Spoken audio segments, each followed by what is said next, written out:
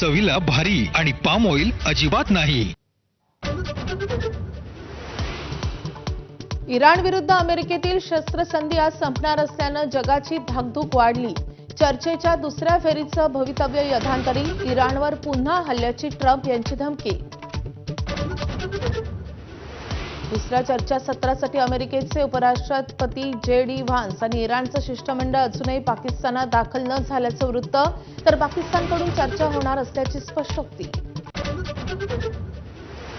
झोपेचं सोंग घेतलेल्या लांडग्यांना महिला आरक्षण नकोय, मुख्यमंत्र्यांचा विरोधकांवर हल्लाबोल, तर राजकीय दर्जावरून पुन्हा विरोधकांना डिवचलं। अजितदादांच्या विमान अपघातावर माझ्याही मनात शंका, बारामतीच्या प्रचार सभेत सुनेत्रा पवारांचं अपघातावर पहिल्यांदा जाहीर भाष्य, तर सत्य बाहेर येईपर्यंत शांत बसणार नाही, मुख्यमंत्र्यांचा पुनरुच्चार।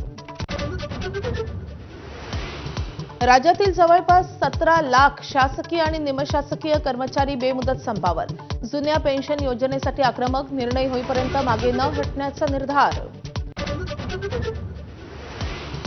नाशिक टीसीएस मधल्या पीडितेच्या जबाबातून अनेक धक्कादायक खुलासे, अश्लीलतेचा कळस गाठत तरुणींचं शोषण, आरोपींनी मोबाईलमधून काही डेटा डिलीट केल्याची शंका।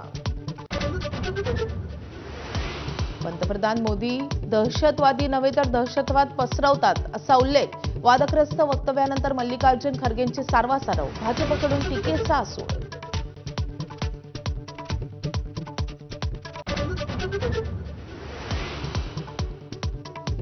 नमस्कार, सुप्रभात।